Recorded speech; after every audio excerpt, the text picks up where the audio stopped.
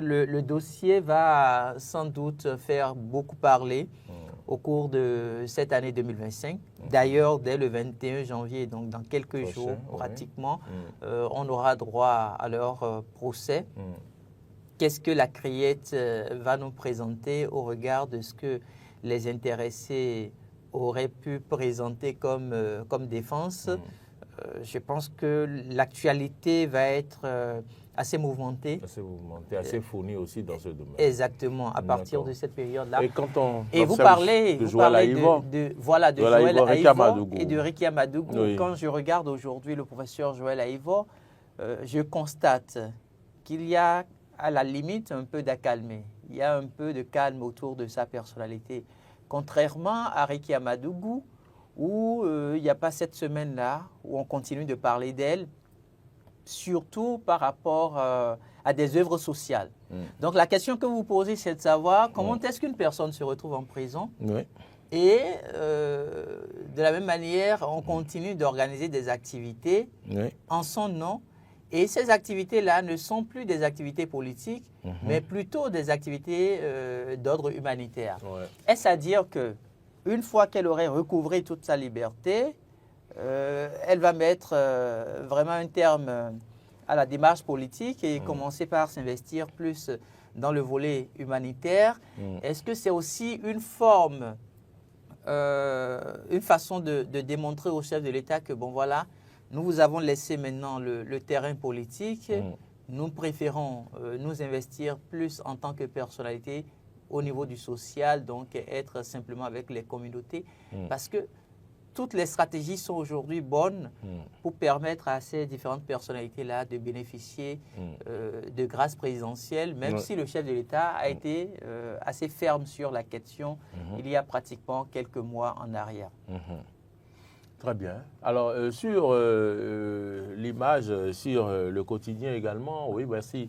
Merci Marcel Yedo. Je reconnais le président de la Haute Autorité audiovisuelle de la Communication. Qu'est-ce que ça vous inspire? Mais vous savez, il y a pratiquement, je crois, 24 heures qu'on a eu droit à un communiqué au niveau de la Haute Autorité de l'audiovisuel et de la communication. Qui dit quoi? Un communiqué qui...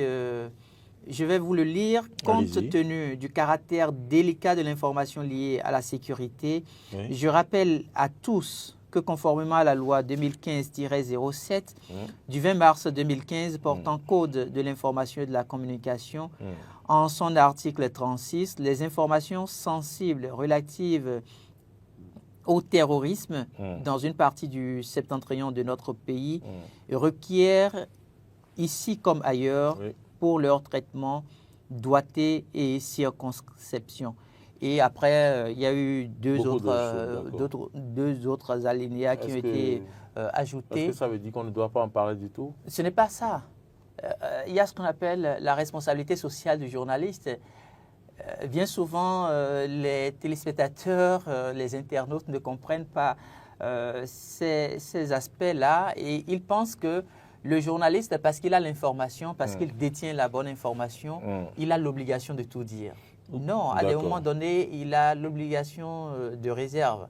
Parce que dès que ça part du journaliste, on considère que c'est une information, une parole d'évangile. C'est comme si c'était un verset sacré du Coran. C'est ça. Et donc, on ne va pas... Les paroles qui sortent de la bouche du journaliste sont crédibilisées. Exactement. Donc, l'institution, à travers sa première personnalité, le président Édouard Locaux, est revenu à la charge pour rappeler donc aux journalistes qu'il faille faire très attention pendant cette période sensible, parce que dès que les informations sont lancées, je vais vous donner un exemple simple, vous trouvez tout de suite qu'il y a une cinquantaine, d'accord, il y a une cinquantaine de nos forces de défense nationale qui sont tombées peut-être sur le champ d'honneur. Alors, au lieu de parler d'une cinquantaine, vous pouvez dire qu'il y a certains éléments des forces de défense nationales qui sont tombés sur le champ d'honneur. Le fait d'avoir mis en billet la cinquantaine, l'effectif cinquantaine, ça ne permet pas tout de suite aux populations d'appréhender tout ce qu'il y a eu comme dégâts. Et donc, ça ne crée pas de la psychose dans la conscience collective. Donc, le journaliste, aujourd'hui, il est tenu de faire très attention aux différents propos, aux différentes informations qu'il doit pouvoir relayer. Et donc, cette mesure-là, elle est conservatoire. Ouais. Dans la mesure, puisque le président de l'autorité de l'audiovisuel et de la communication, le président Édouard Loko, le président de la Haute Autorité audiovisuelle et de la communication. Exactement. Il a assez insisté sur le fait, si vous n'êtes pas assez concis dans le traitement de l'information, la suite, c'est qu'on pourrait même arriver à surseoir de manière temporaire votre organe de presse. Ou vous invitez à une audience publique et peut-être... Non, le communiqué, si je vais un peu plus loin, vous allez comprendre que ce n'est pas une question... Ça peut aller jusqu'à la fermeture? Ça peut bel et bien aller jusqu'à la fermeture. Donc, en 2025, ça va être un grand défi pour le président de la RAC, parce que, vous savez, de par le passé, il y a eu plusieurs organes de presse qui ont été fermés. Ce n'est pas ce qui est souhaité, puisque nous parlons de la liberté de presse, la liberté d'expression. Les populations ne comprennent forcément pas tous les enjeux sécuritaires qui se cachent derrière ces prises de décision-là. Donc, il va être, à la limite, très surveillé. Les journalistes ne lui feront sans doute pas de cadeau pendant cette période-ci. Ça va être comme, je vais dire, du lait. Et c'est pour ça que qui se retrouve sur le quotidien a affiché sa photo? Oui, c'est déjà un signal. Parce qu'il y a eu un communiqué que je viens de partager avec vous. 24 heures après, il se retrouve déjà à la manchette d'un journal, d'un quotidien. Et vous connaissez très bien à quel point ce quotidien-là est bien lu. Matin Libre. Est très bien On va lu. repartir à la une du quotidien Matin Libre. Je crois avoir vu, regardez la photo qui est à côté du président de la RAC à droite. Vous connaissez cette personne? Je pense que c'est Hugues Sossoupé. Non, non, je ne crois pas, à droite. Ça dit que face à l'image à droite, le président de la RAC à sa droite. Ah non, c'est le président d'une fédération, non? C'est pas un journaliste qui a un quotidien? Ah d'accord, je ne vois pas très bien. Je ne vois pas très bien. Cette figure. D'accord, on voit juste après, troisième position, après le ministre Dianonté, la photo qui est là, vous connaissez la personne? Non plus. D'accord, mais après? Il y a Louis-Philippe Ounignon. Oui. D'accord. Vous savez que l'ancien directeur général de la police nationale, à l'époque, puisqu'aujourd'hui nous parlons de la police républicaine, il a fait un certain nombre de déclarations il y a quelques semaines, je vais dire. Et donc, finalement, il a été mis aux arrêts et il se retrouve en détention préventive. Il a encore... ses avocats continuent de travailler avant que le procès ne soit ouvert.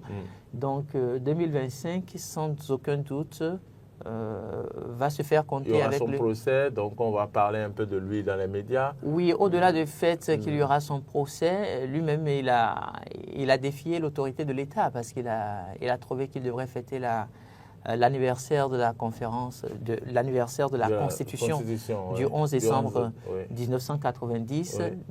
Il ne l'a pas fêté libre de ses mouvements, mais libre de ses esprits, puisque le fait c'est qu'il soit aujourd'hui en détention préventive ne l'empêche pas de continuer par mener des réflexions.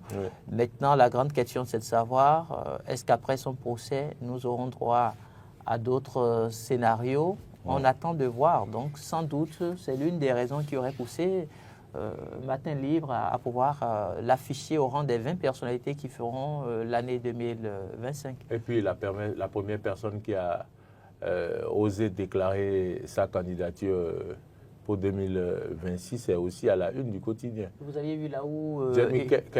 Vous avez vu là où on l'a positionné. Moi, je le disais il y a quelques jours sur ce plateau, à la limite, c'est un commerçant politique. Pourquoi? Kémy Séba, il est connu pour ses positions controverses. Tout son problème, c'est de pouvoir attirer l'attention sur... C'est un panafricaniste. Non, c'est pas...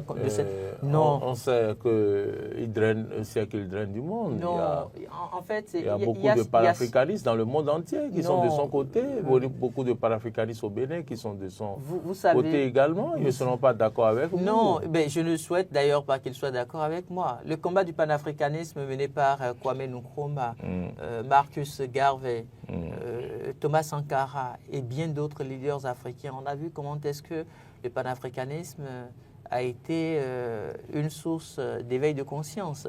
Le panafricanisme, ce n'est pas manquer d'égard aux autres nations. Le panafricanisme, ce n'est pas manquer de respect à la personne humaine d'en face, qu'on a en face de soi. Donc, Kémy Séba, il s'est manipulé.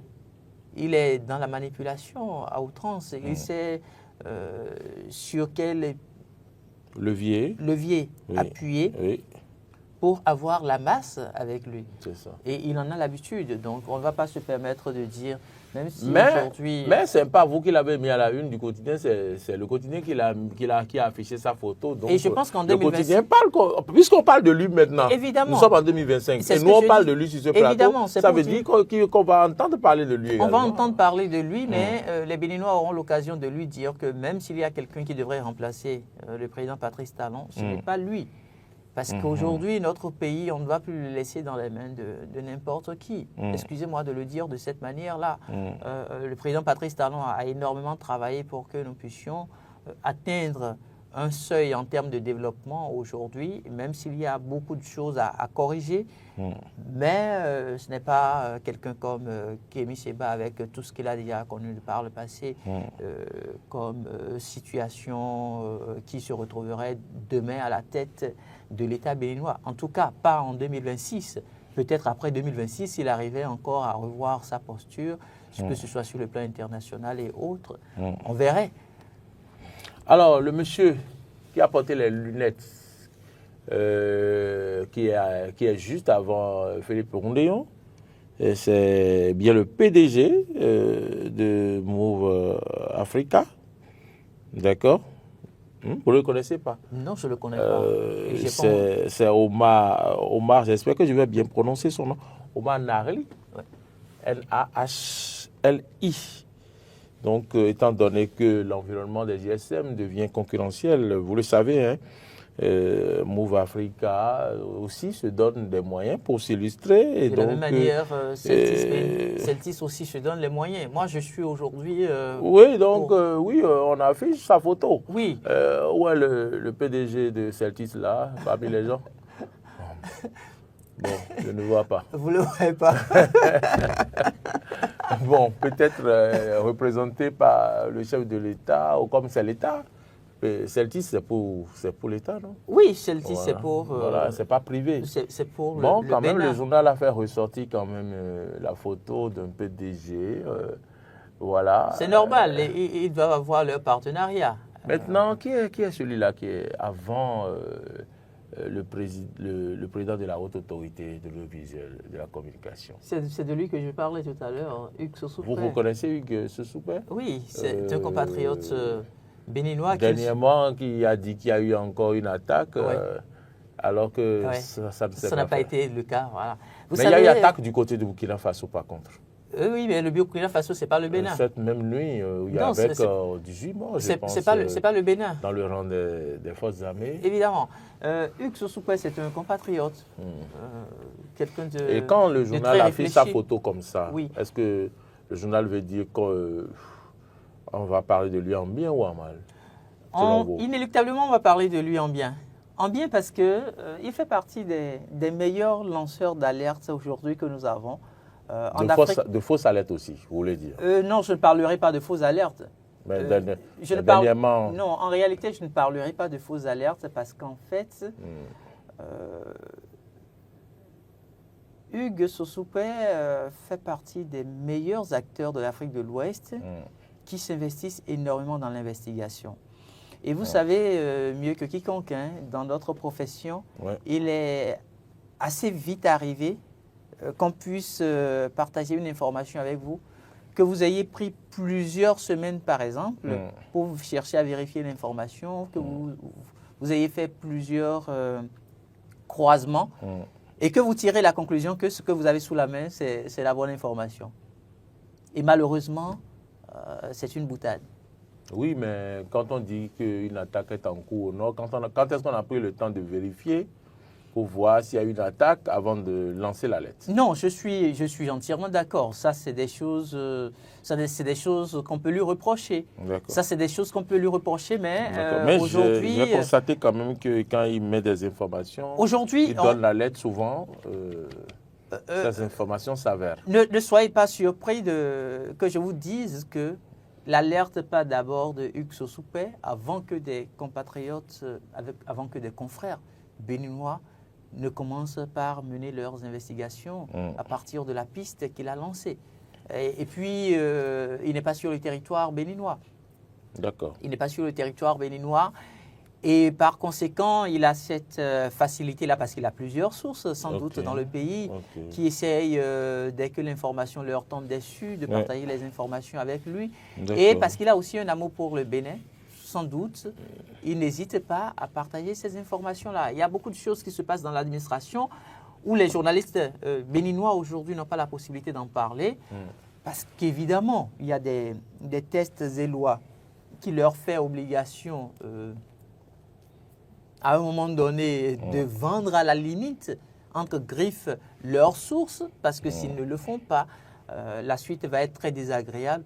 Et donc, à partir de ce moment, ils prennent beaucoup de gants avant de partager les informations. Mais pour quelqu'un qui n'est pas sur le territoire béninois, qui prend ces risques-là, non seulement pour sa propre personne, mais pour sa famille, pour ses amis, ceux qui lui sont assez proches, je trouve que c'est un travail exceptionnel qu'il fait. Maintenant, à des moments donnés, il en abuse. Il ne faut pas lui en vouloir non plus. Une photo qui manque, pour finir maintenant, à la une de Matin Libre. Mais pourquoi on n'a pas fini. Oui, c'est fini. Il faut qu'on passe à autre chose là. Oui, mais j'aurais bien souhaité qu'on parle de Wilfried Léandre Rumbayou, du ministre. Le ministre, lui, fait parler de lui tous les jours. Ils ont encore fait une prouesse. Donc, lui fait parler de lui, premier. 1 milliard d'euros. Premier, donc... 1 milliard de dollars. Donc, il va forcément 1 milliard de dollars US.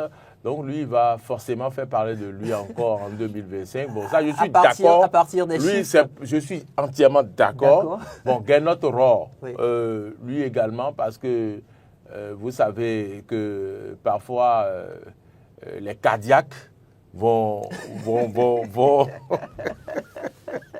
les cardiaques vont suivre les matchs. Et puis, vous savez, ces matchs-là... Quand on est cardiaque, il ne faut pas s'y approcher. Est-ce que c'est forcément sa faute? Bon, ce n'est pas sa faute, mais c'est lui qui est le coach. D'accord. Donc, il endosse la responsabilité.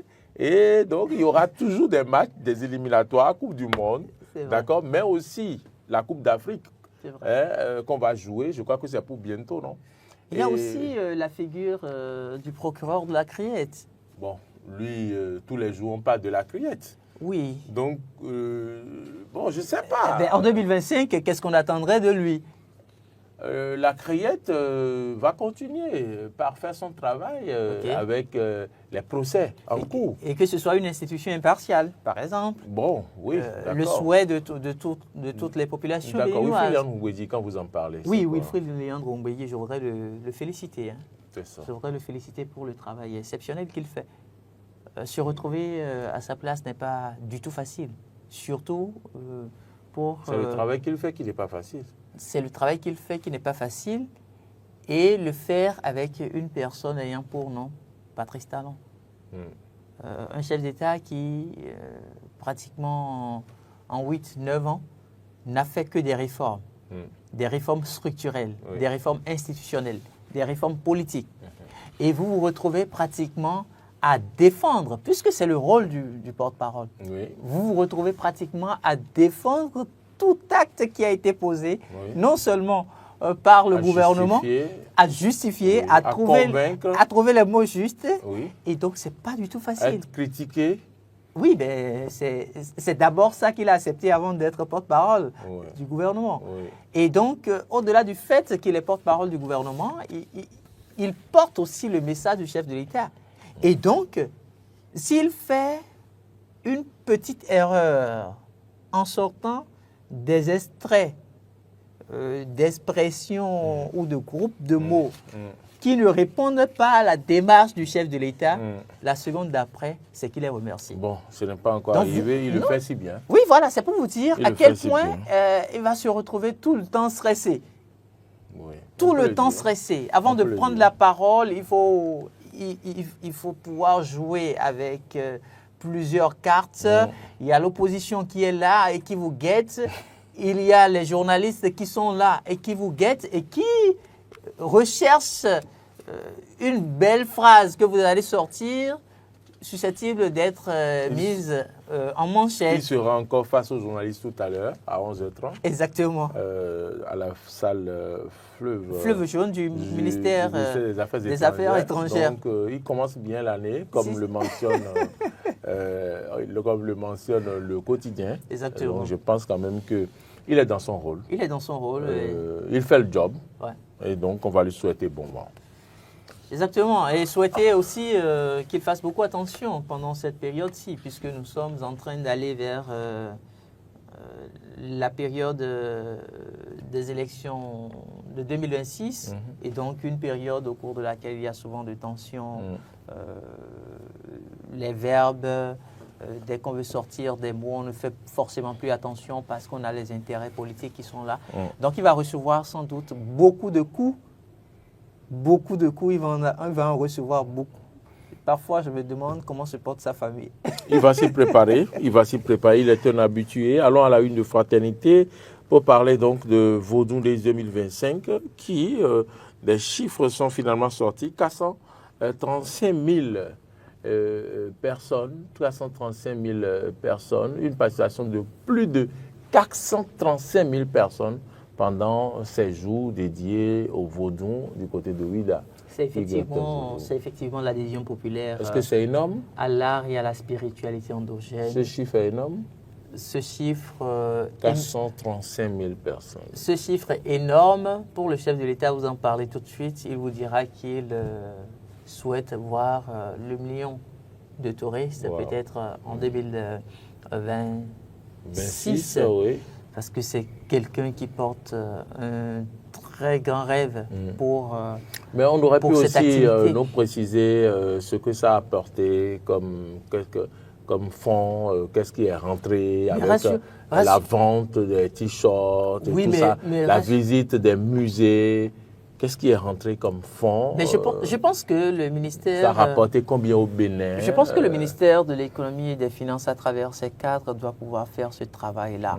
Là, on est en train de nous retrouver avec la première édition, parce que 2024, c'était l'édition 0. Oui. C'était l'édition test. Oui. Mais pour une première édition, qu'on se retrouve à plus de 435 000 personnes, vous mesurez vous-même ce que ça représente. Ouida était donc l'attraction, le centre d'attraction. Tout le monde voulait se rendre à Ouida. Toute la ville est devenue piétonne. Ah oui? Oui! Toute la ville est devenue piétonne et puis les dispositions sécuritaires étaient tellement prises au point où vous ne pouvez pas circuler avec votre véhicule. Il y avait il faut marcher sur 10 km, il paraît. Bien au-delà parfois. Mais la particularité, c'est que vous faites plusieurs kilomètres de marche sans vous en rendre compte. Sans vous en rendre compte. Tout est beau autour de vous. C'est extraordinaire cette période-là que nous avons vécue il y a quelques jours à Ouida. Et je me demande si Ouida même mesure ce que le Bénin a pu lui faire en intervalle de 2 ans. C'est ça. Parce que là, la ville a été transformée. On parlait de Ouida en termes de l'histoire de la route de l'esclave. Oui. Mais aujourd'hui, on parle de la valorisation de Ouida à travers l'expression cité-musée. Cité-musée. Cité-musée. Carrément. Donc, c'est pour vous dire que tout ce que vous parcourez aujourd'hui à Ouida se retrouve être un objet musée. Vous regardez, il y a les quartiers baroques. Vous avez l'architecture coloniale, que ce soit l'architecture du Brésil. Vous avez l'architecture du Portugal. Vous avez le fort français qui est en pleine transformation. Vous avez le musée. Le fort portugais aussi. Le musée du fort portugais aussi, qui est en reconstruction, une très belle réhabilitation. Et donc, quand on va ouvrir, par exemple, ce musée-là, ce que ça va apporter en termes de devises, vous savez qu'il y a eu les trésors royaux apportés chez nous. Tout à fait. C'est au niveau de ce musée-là que la plupart de ces pièces-là seront déposées. Donc, il y a un travail extraordinaire qui se fait sur l'image de la ville de Ouidah. Ça donne envie d'être ressortissant de Ouidah. Ce n'est même pas seulement qu'une question d'être... C'est une fierté de dire que je suis de Ouidah. Aujourd'hui, on peut ne pas reconnaître le Bénin, mais on peut reconnaître Ouidah.